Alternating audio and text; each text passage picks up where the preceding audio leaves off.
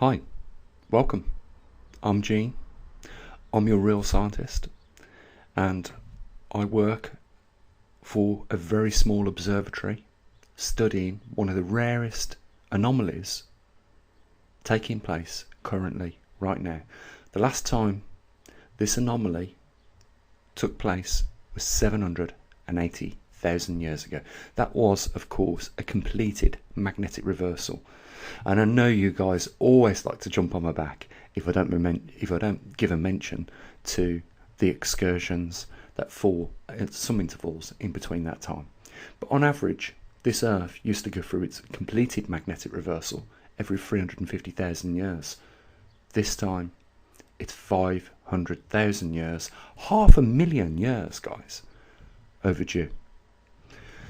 Before we get into the topic of the magnetic pole reversal, I'd just like to say a big thank you to a few of you guys that make what we do here at the observatory possible, and that is by your, staying with me through the thick and thin, helping to support and raise a little bit of funding in order for us to get equipment out there into the field and bring that data back home and put it on the website freely for everybody.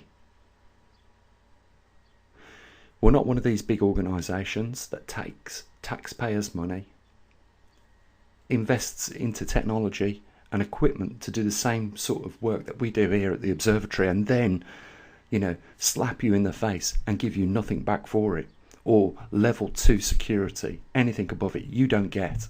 We give you every dime of information we gather, and whether it is good news or whether it is bad news, we take it upon ourselves here at the observatory to trust that you are adult enough to receive the information as it is. So before we go any further, big thank you to those few that make it happen here at the observatory. And if you want to be part of those few people, there's a link down there.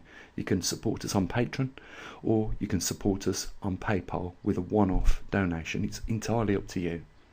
But I will say this, there's a lot worse things you can do these days than support a research observatory like ours in one of the main anomalies that humanity is currently going through. So the links are down there. It's entirely up to you. It's not mandatory.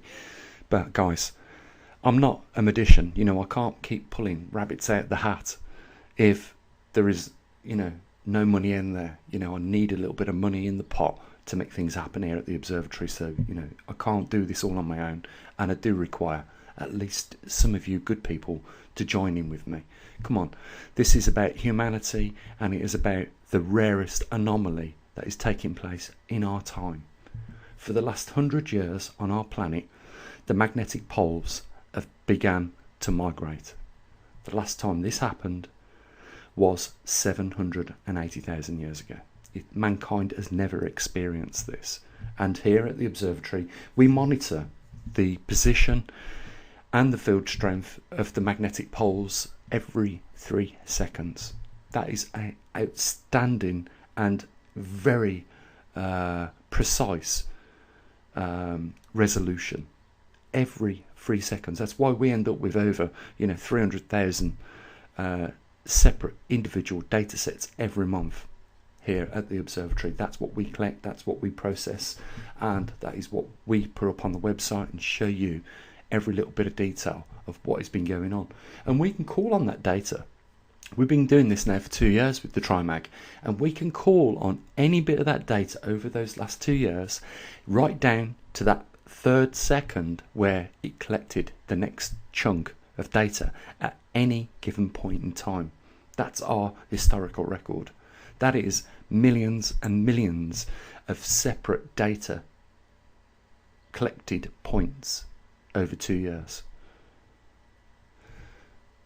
On top of that, we're also now in a position to use state-of-the-art technology in silicon photo multipliers, the highest resolution multiplier you can buy or industry can buy. We use those in our muon detectors, and that is what we are sending out around the world now. We have one which should be there already, and if not, it will be days away from ending up in Perth, Australia.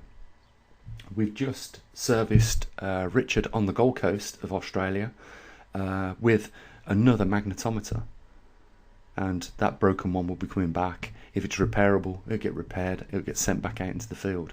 And we're trying to get one in Canada and one in Brazil right now. And the reason why we want them in Brazil and in why we've sent one out to Australia in Perth is because Perth is one of these regions on our planet where the intensity of magnetism is increasing, and it's slowly creeping up on that peninsula, on that continent down there. And the reason why we want one in Brazil is because it's in one of the most unique places on our Earth where the intensity, the magnetic intensity, is at its lowest. It's actually been given a name. It's called the South Atlantic Anomaly. We want to measure the inbound muons and the intensity in that field area in Brazil, and we also want to do it in Australia. And we can get answers back straight away with that information from that equipment that we get out there. That's what we do at the observatory. We have equipment in the United States, in Hong Kong, in Australia, here in the UK, all monitoring this event, as well as other organisations that are doing it, but clearly not sharing nothing with you guys. Nothing at all. If it was the best case scenario and the magnetosphere collapsed and the poles went into a reversal and it just took 1 week, do you know what would happen during that time when the field is at its lowest intensity? It could very well, quite easily and possibly, sterilise all biodiversity across the range on this planet. That's how important our magnetosphere is. And during a magnetic pole reversal, that magnetosphere decays and weakens, probably goes down to maybe even 5% or even lower than that. We've already experienced over the last 50 or so years a noticeable decay in the magnetic field strength in the magnetosphere of nearly 20 to 25%. So we're running at very low levels, 75% of full field strength.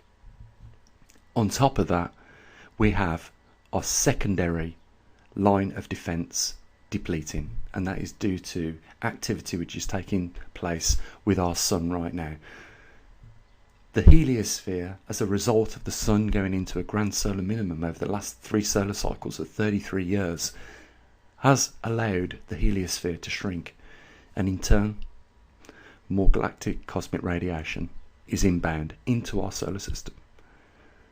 Adding to this, we have a weakening magnetosphere. Our primary first line defence is weakening, and as a result of that, more radiation will be inbound. This is very, very serious, guys. Deadly serious. Cosmic rays affect the arrhythmetics of the heart beat, so it affects the cardiac arrhythmesis. It causes cancer.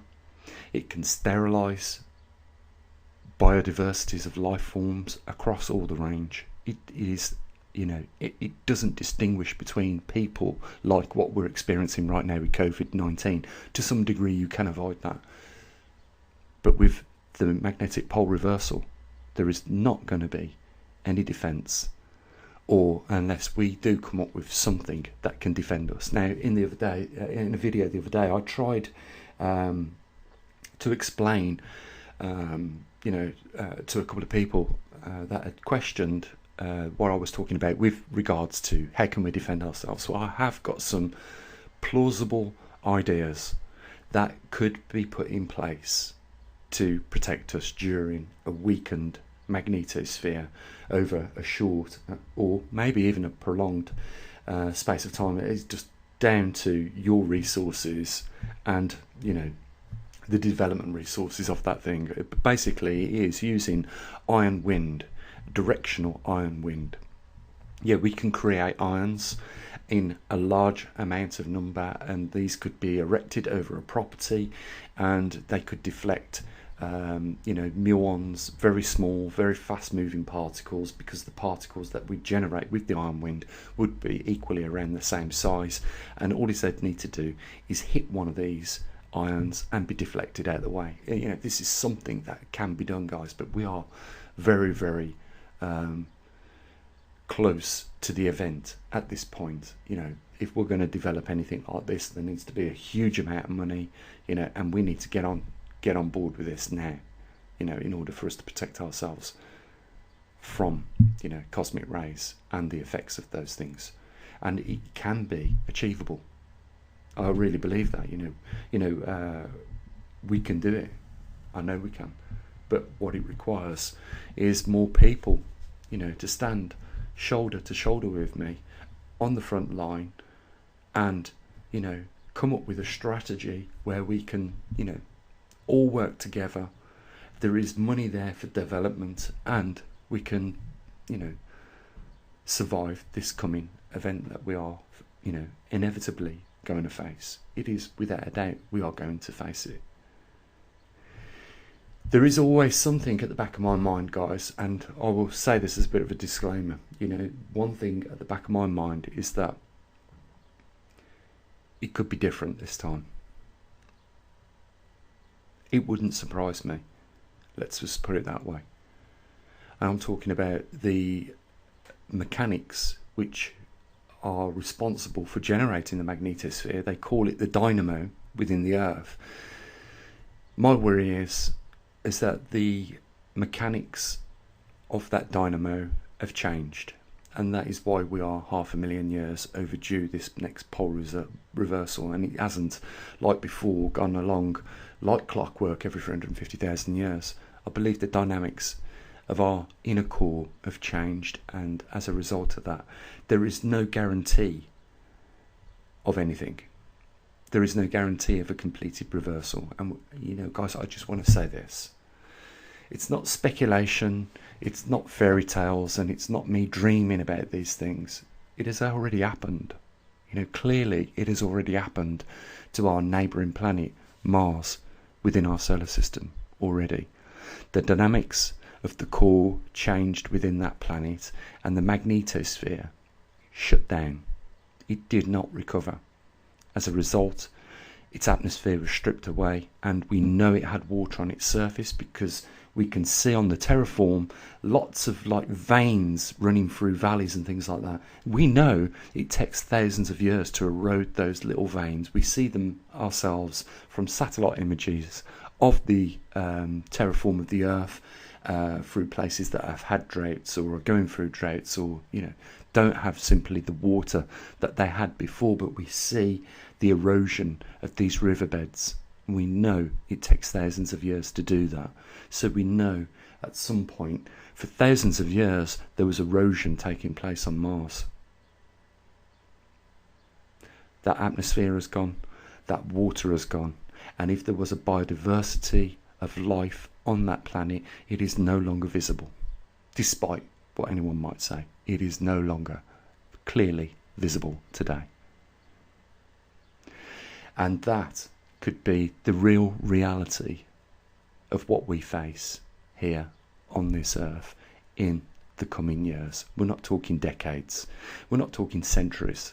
This is taking place right now beneath our feet and in front of our eyes.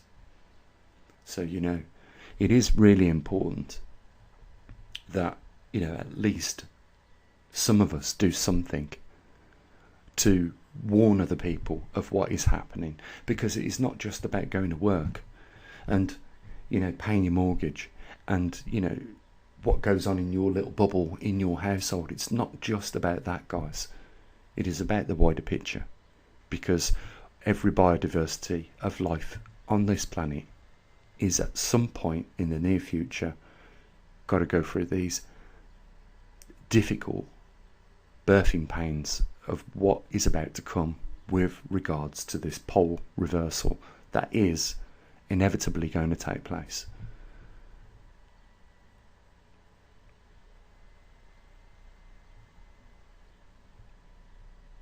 Think about it.